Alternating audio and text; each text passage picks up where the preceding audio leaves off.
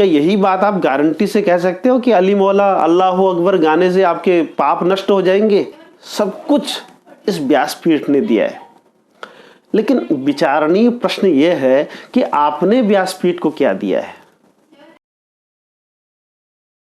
नमस्कार, जय श्री राम। आजकल बहुत सारी वीडियो सोशल मीडिया पर वायरल हो रही हैं, जिनको देख करके मन बहुत दुखी हो गया है, उद्विग्न हो गया है। इसमें बहुत बड़े बड़े कथाकार हैं, इनके नाम हैं जिन्होंने व्यासपीठ की मर्यादा को भंग कर दिया है। व्यासपीठ की मर्यादा क्या है, इस पर हम विचार करना चाहिए हमको। व्यासपीठ की मर्यादा है, श्रीमद् भागवत में कहा गया है, यथा हरो भगवति नाम भक्तिर भविष्यति सर्वात्मन्य खिलाधारी इति संकल्प वर्णयो। जिस किसी भी प्रकार जीव का भगवान के प्रति प्रेम बढ़े, भक्ति बढ़े, इस प्रकार भगवान की कथाओं को सुनाना चाहिए। व्यासपीठ से केवल भगवान की कथाओं को सुनाना चाहिए, भगवान की कथा को सुनना चाहिए, भगवान के कीर्तन को गाना चाहिए, क्योंकि भगवान की भक्ति ही है जो जीव को सुख की प्राप्ति करा देती है, भगवान की प्राप्ति करा देती है। विचार करें, जो बड़े बड़े कथावाचक हैं आज के समय में, बहुत जिन्होंने नाम प्राप्त कर लिया इस व्यासपीठ के माध्यम से। व्यासपीठ ने आपको क्या नहीं दिया महाराज? यश दिया, कीर्ति दी, धन दिया, वैभव दिया, सम्मान दिया हैं, और देश विदेशों में आप भ्रमण भी कर रहे हैं। सब कुछ इस व्यासपीठ ने दिया है। लेकिन विचारणीय प्रश्न यह है कि आपने व्यासपीठ को क्या दिया है? अरे, क्या आप व्यासपीठ की मर्यादा में बने रहे हो क्या? धिक्कार है ऐसे कथावाचकों को महाराज। आप कहते हैं जब अजान चल रही होती है तो बंद कर दो, कथा बंद कर दो। कैसे कथावाचक हैं?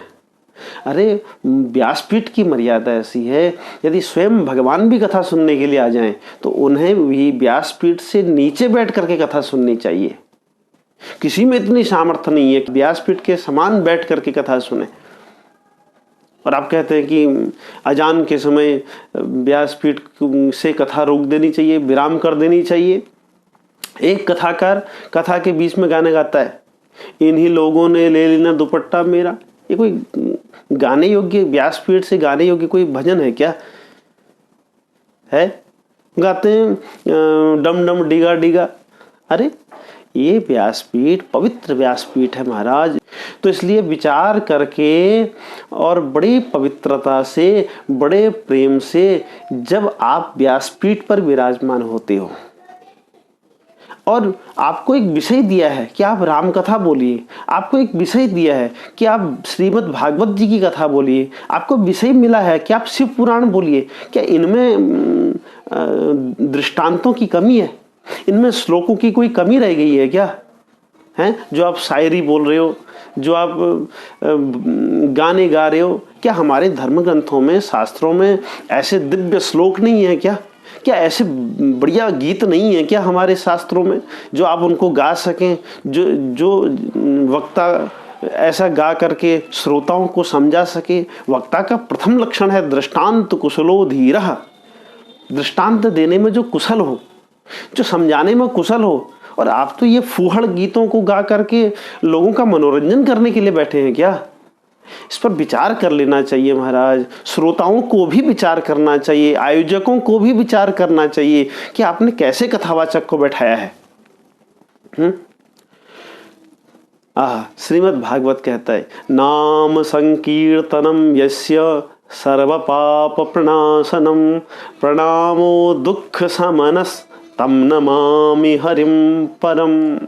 जिसका संकीर्तन करने से, जिसको प्रणाम करने से सारे पाप नष्ट हो जाते हैं, ऐसे हैं श्री हरि।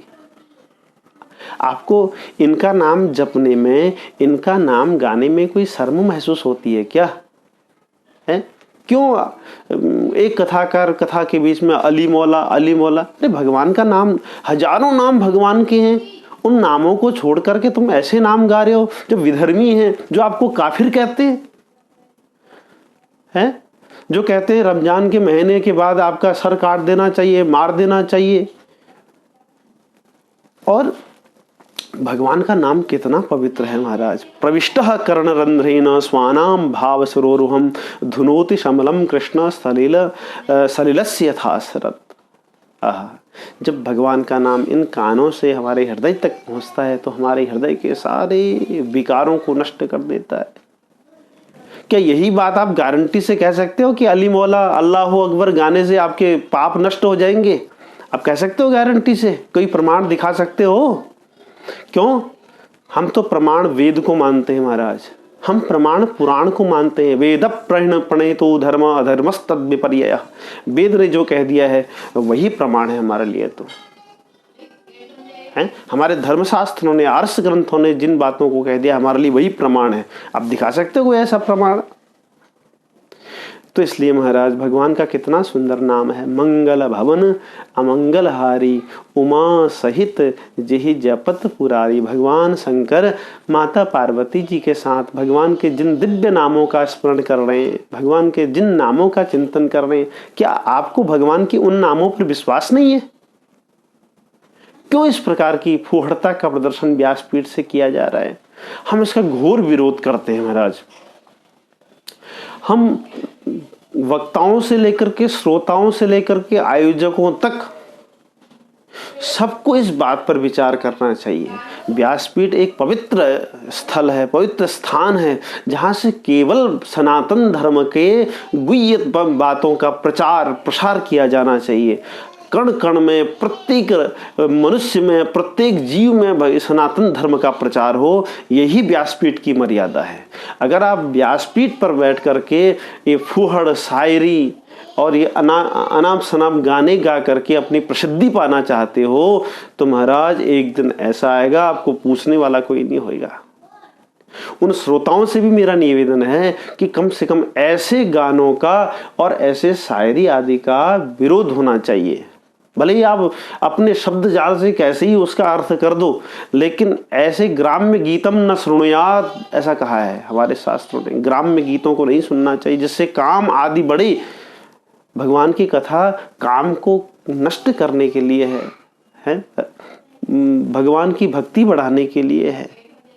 इसलिए हम इसका घोर विरोध करते हैं, चाहे वो कोई कथावाचिका हो, चाहे कोई कथावाचक हो।